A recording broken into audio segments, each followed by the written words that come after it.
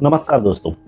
आज इस एपिसोड में हम बात करेंगे एक ऐसे देश की जहां प्रोटेस्ट से ज्यादा प्रोटेस्ट में लगने वाले स्लोगन्स पे डिबेट होती है।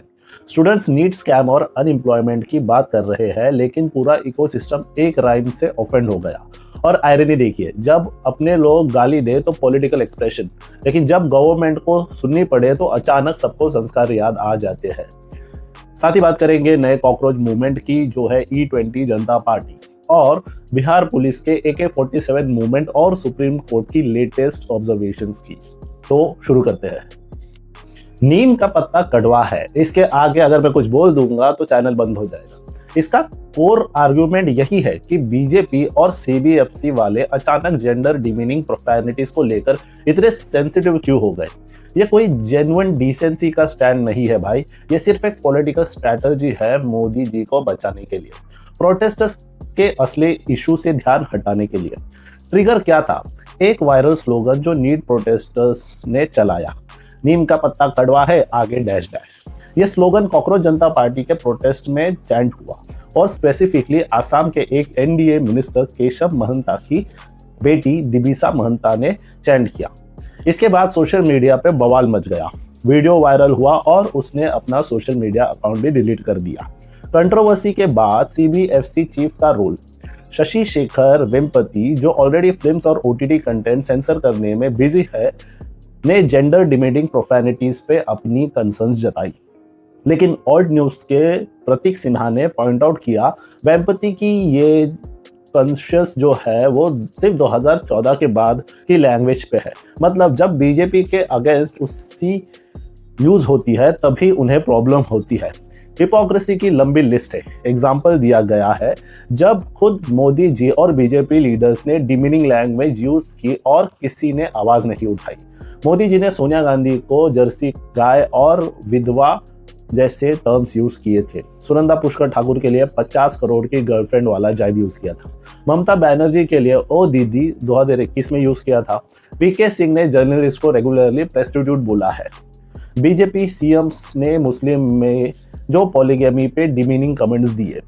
बिगर पिक्चर, पीस कहता है कि ये सिर्फ लैंग्वेज का इश्यू नहीं है। गवर्नमेंट ने पहले भी प्रोटेस्ट को दबाने के लिए मेट्रो स्टेशन बंद किया, प्रोटेस्टर्स को खाना सर्व करने वाले रेस्टोरेंट्स को टारगेट किया। अब ये संस्कारी लैंग्वेज वाला एंगल भी एक और तरीका है प्रोटेस्ट को डीलेजिटिमाइज करने का। उनका एक्चुअल डिमांड्स है नीट स्कैम और प्रधान का रेजिग्नेशन, जिसको सब ने इग्नोर कर दिया। अगर बीजेपी हनुमान जी को रास्ते पे नचाए तो सम्मान, और एक कॉमेडियन सीता के पति का नाम ले तो अपमान। इतना दोगलापन कहीं मिल सकता है आपको? मार्केट में कॉकरोच की औलाद अब E20 जनता पार्टी भी आ गई है। भाइयों और बहनों, जब एक कॉकरोच मूवमेंट सक्सेस हो जाती है तो उसकी फ्रेंचाइज खुलने लगती है। नीट वालों ने कॉकरोच जनता पार्टी खोल के धर्मेंद्र प्रधान को घर भेज दिया, और अब देखो E20 जनता पार्टी का नाम नया आउटफुट खड़ा हो गया है, जो नितिन गडकरी का नंबर लग रहा है। इनकी डिमांड क्या है भाई? सिंपल सी बात है, हमें 100% पेट्रोल चाहिए, इथेनॉल नहीं। मतलब देश में अब पेट्रोल पंप भी चॉइस मांग रहा है। जैसे स्विगी पे रेस्टोरेंट चूज करना पड़ता है, वैसे भाइयों थोड़ा कम इथेनॉल डाल दो, तबीयत खराब हो जाती है गाड़ी की। और बेस्ट पार्ट, इन्हें 2 लाख से भी ज्यादा फॉलोवर मिल चुके हैं संडे तक। इतनी स्पीड तो हमारे कंटेंट को भी नहीं मिलती। सच है यार, सब्सक्राइब कर दो यार, मेरा पूरा वीडियो रहता है, आप लोग सिर्फ रील्स देखते हो और चले जाते हो। चैनल पे जाओ, सब्सक्राइब करो, नीचे मैंने टैग किया है चैनल। अब ये लोग क्या बोल रहे हैं? हम सब्सिडी नहीं मांग रहे, फ्री फ्यूल नहीं मांग रहे। अरे भाई, सिर्फ इतना कह रहे हैं कि जो चीज हमारी गाड़ी खा रही है कम से कम उसको ट्रांसपेरेंटली लेबल कर दो। मतलब जैसे सिगरेट के पैकेट पे लिखा होता है smoking is injurious to health, वैसे ही पेट्रोल पंप पे लिखा होना चाहिए कि ये इथेनॉल अपने गाड़ी का इंजन खा जाएगा धीरे धीरे। और गवर्नमेंट का जवाब क्या है? पेट्रोलियम मिनिस्टर सुरेश गोपी संसद में बोले, हमें तो कोई वाइड स्प्रेड या सब्सटेंशिएटेड कंप्लेंट मिली ही नहीं है। मतलब जैसे कोई बोलता है मुझे तो कोई प्रॉब्लम दिख ही नहीं रही, जबकि पूरी ट्रांसपोर्ट इंडस्ट्री सड़क पे उतरने वाली है अगस्त 4 को पार्लियामेंट तक मार्च करने, यानी नया एंटरटेनमेंट दोबारा शुरू होने वाला है। और अब आयरनी देखिए, 100 octane ethanol fuel petrol available तो है देश में, लेकिन सिर्फ सिलेक्टेड पेट्रोल पंप्स पे, और 170 रुपए पर लीटर तक मिलता है, जबकि नॉर्मल E20 मिलता है 102 में। मतलब चॉइस है, लेकिन उसका प्राइस टैग इतना बड़ा है कि आम आदमी के लिए वो चॉइस सिर्फ कागज पे है। अभी लोग पेट्रोल प्राइस की बात छोड़कर मिलावटी पेट्रोल पे बात करने लग गए हैं। एक वक्त था जब पेट्रोल 50-60 रुपए लीटर मिलता था और बॉलीवुड ऐसे बात करता था जैसे पैसे मिले हो उन्हें उसकी बात करने के लिए। लेकिन सच में पैसे मिले थे क्या?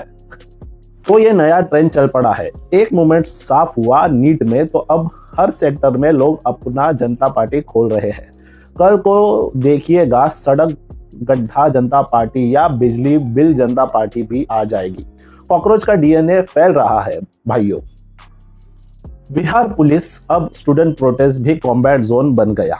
भाई और बहनों, हम बचपन से सुनते आए हैं पुलिस फोर्स है प्रोटेक्ट करने के लिए, लेकिन सिवान डिस्ट्रिक्ट में किसी ने ये मेमो मिस कर दिया और एक कांस्टेबल ने डिसाइड किया कि स्टूडेंट प्रोटेस्ट कंट्रोल करने का बेस्ट तरीका है AK-47 निकाल के फायर करना। हाँ, आपने सही सुना, लाठी नहीं, टीयर गैस नहीं, सीधा असॉल्ट राइफल। जैसे कोई बोल रहा हो, बेटा अगर तुम एग्जाम पेपर लीक पे सवाल उठा रहे हो तो हम तुम्हें सीधा बॉर्डर वाला PUBG का एक्सपीरियंस देंगे। वीडियो वायरल हुआ, देश ने देखा और फिर वही पुराना स्क्रिप्ट चला। सस्पेंड कर दो, इंक्वायरी बिठा दो, कहानी खत्म। कांस्टेबल अभिषेक पटेल जो SIT टीम का मेंबर था, मतलब जिसको खुद क्राइम इन्वेस्टिगेट करना था, वही कैमरा में कैद हो गया पॉसिबल क्राइम करते हुए। आयरनी इतनी थिक है कि इसको भी एक अलग SIT चाहिए। और बेस्ट पार्ट, अभी तक ये क्लैरिफाई नहीं हुआ कि AK-47 चलाई क्यों गई। मतलब जैसे कोई बोलता है मुझे पता नहीं लैपटॉप पे वीडियो कैसे चल गया, वैसे ही पता नहीं ट्रिगर कैसे दब गया। ये सब हो रहा है नीट पेपर लीक के अगेंस्ट प्रोटेस्ट के दौरान, जहां बच्चे बोल रहे हैं हमारा फ्यूचर चुरा लिया और जवाब में उन्हें मिलता है कॉम्बैट ग्रेड वेपनरी।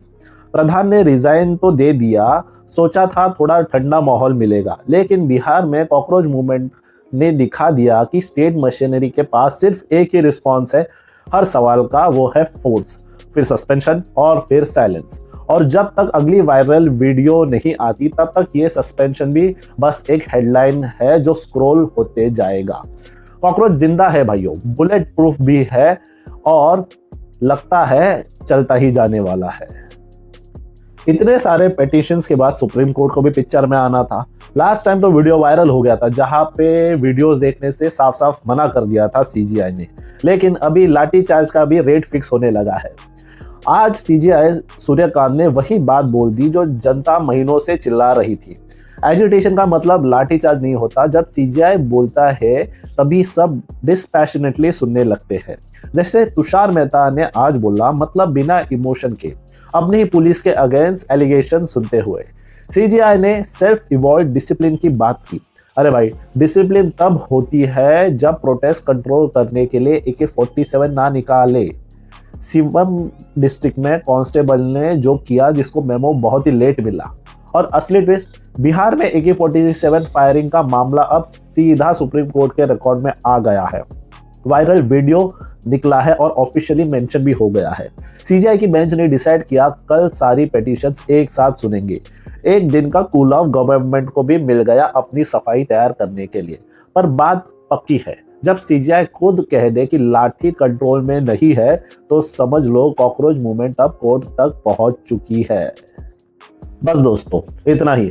आज का लेसन सिंपल है, जब असली इश्यूज का जवाब मुश्किल हो तो डिबेट स्लोगन्स पर शिफ्ट हो जाती है। आपको क्या लगता है, क्या ये सिर्फ लैंग्वेज का इशू है या असली मुद्दों से ध्यान हटाने की कोशिश? कमेंट करके जरूर बताना। वीडियो पसंद आए तो लाइक, शेयर और सब्सक्राइब करना। मेरा नाम है सिद्धांत, मिलते हैं अगले एपिसोड में। नमस्कार।